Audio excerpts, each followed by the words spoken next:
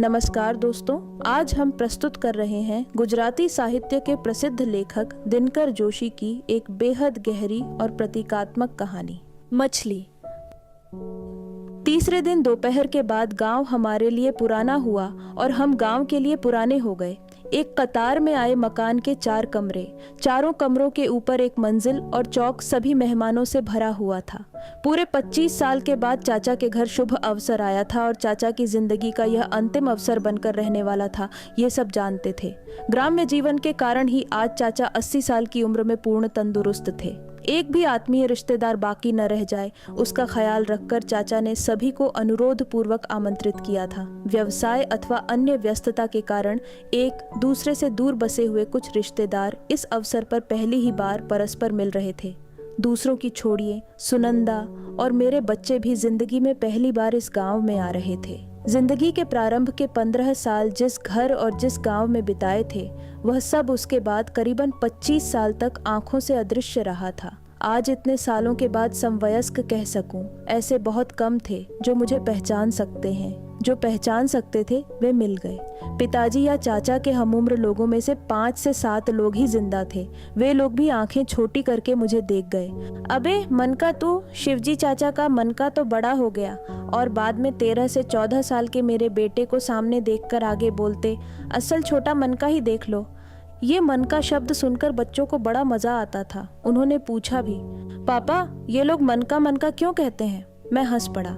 इस घर, इस गांव की यह पुरानी परंपरा इनको कैसे समझाऊं? यहाँ हर महासुख मन का होता है, हिम्मत हिमता और भूपत्त भुपता होता है। प्रभा पर भी और सविता सबकी होती है। उन दिनों पिताजी मुंबई में रहते थे। हर साल 1 महीने के लिए आते थे। बड़े चाचा यहाँ घर और खेत संभालते थे। बड़े चाचा की संतानों के साथ हमारे दिन बीतने थे। जरा भी अस्वाभाविक या एहसान मंद न लगे, वैसा वह वक्त था। एक सुबह पिताजी का खत आया था, यहाँ कमरा ले लिया है। इस वक्त मनका और उसकी माँ को यहाँ ले आए हैं। उस वक्त तो मुंबई जाकर बसने की उमंग थी, नया देखने की छटपटी थी। वह खत हमें बहुत अच्छा लगा था, परंतु सचमुच में जब जाने का पल आया तब शायद यह पहली बार महसूस हुआ था। यह घर, यह धूलों से भरा मोहल्ला, वह नीम का पेड़, शंकर जी का मंदिर, देवी माता का स्थानक और पानी का गहरा गड्ढा, ये सब मुझे बहुत भाते थे, अत्यंत पसंद थे। किंतु बाद में 25 साल तक वह आंखों से गायब रहा। शुरू के दिनों में 2 से 5 साल कभी न कभी सब कुछ याद आ जाता था।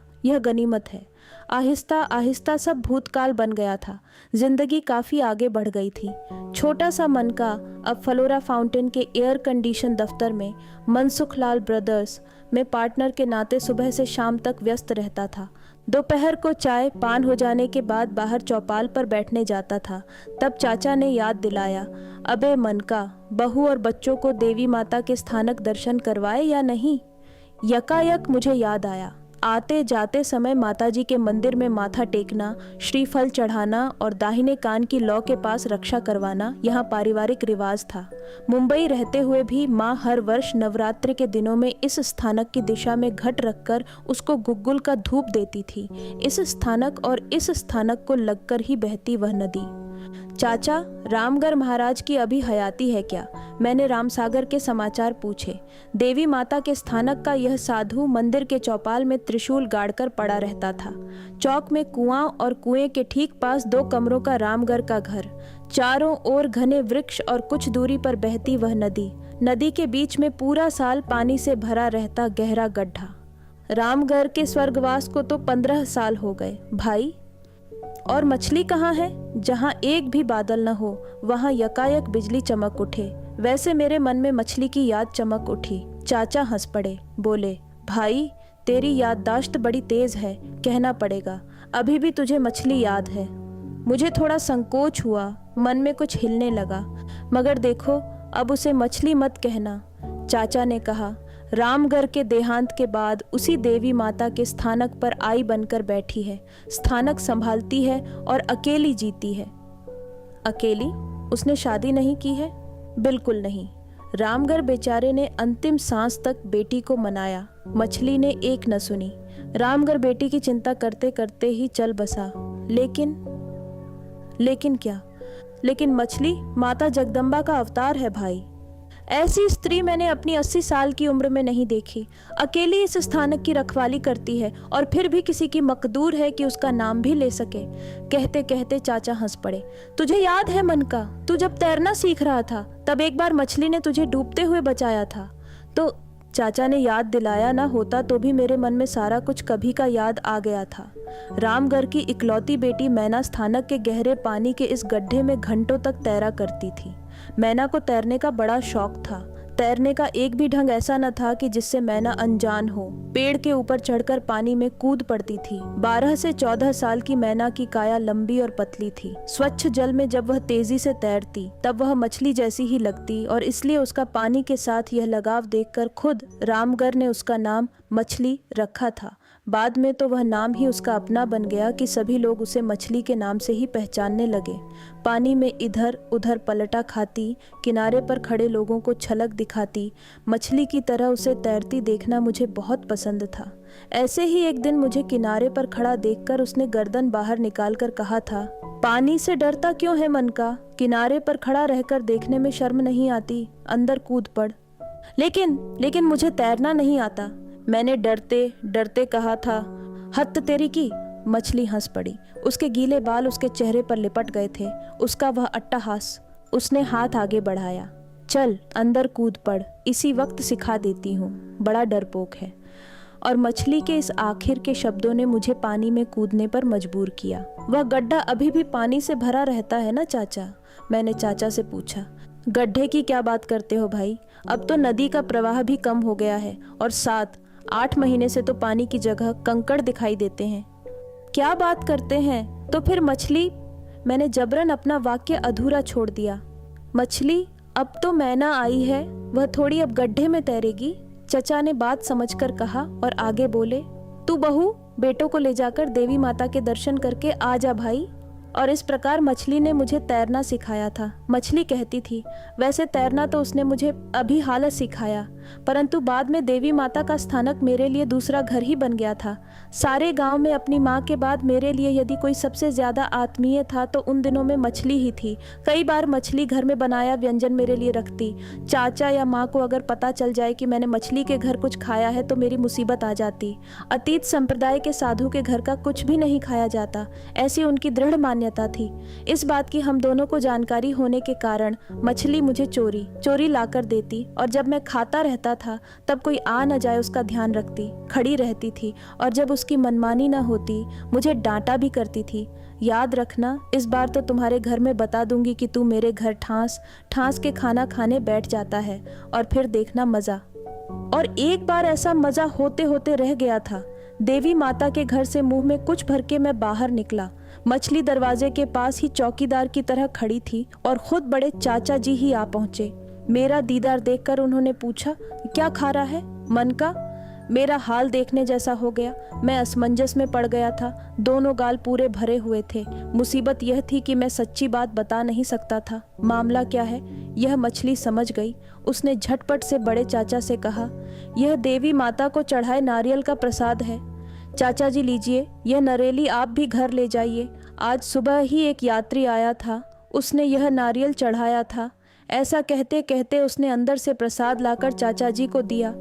इसके बाद जब भी मछली मुझे डांटती तब उसकी डांट का खोखलापन मेरी समझ में आ जाता था। मैं हंस पड़ता था, मैं उसे चिढ़ाता, जीभ दिखाता। मछली आंखें दिखाकर मुझे पकड़ने दौड़ती। कभी कभी मैं पकड़ा भी जाता, कभी कभी वह दौड़ते दौड़ते थक जाती, रोने जैसी सूरत हो जाती। बाद में मैं अपने आप पकड़ा जाता। बाद में कहता, तेरी डींगबाजी पानी में चल सकती है, इस जमीन पर नहीं। वैसे भी तू जलचर ही तो है। मछली जोरों से 2-3 छप्पे मारकर भाग जाती थी। जाते जाते जोर से चिल्लाकर कहती, और तू जो है वंचर। सुनंदा और बच्चों को लेकर देवी माता के स्थानक की ओर जाने वाले छोटे रास्ते से चलते समय ये सारे प्रसंग याद आ रहे थे। सुनंदा के साथ बातें करता था, बच्चों को आसपास के बारे में सब समझाता था, लेकिन यह सब तो बाहरी दिखावा था। अंदर से तो 25 साल पहले के वे लम्हे, आज तक पूर्णतया भुलाए गए वे लम्हे।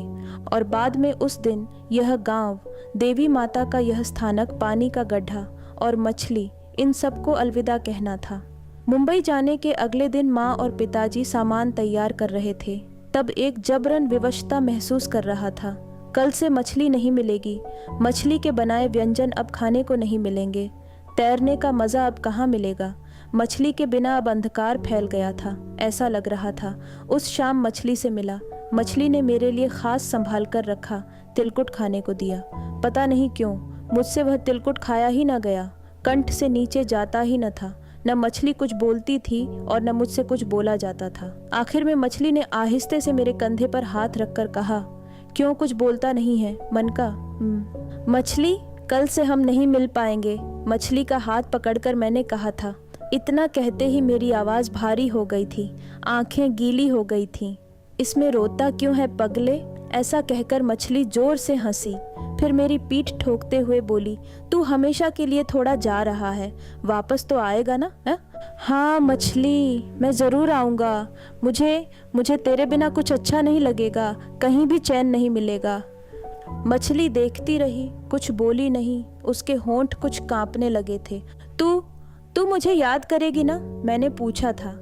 मैं तेरी राह देखूंगी मन का, रोज रोज तेरी राह देखूंगी, तू वापस आएगा तब स। मछली रुक गई। एक पल के लिए मेरा श्वास रुक गया। तब फिर से ये शब्द कहोगे ना मन का? कहते हुए मछली ने आंखें पोंछी और हंस पड़ी। आज 25 साल के बाद मैं वापस आया था। देवी माता के स्थानक की ओर जाते जाते मेरे पैर भारी होने लगे थे।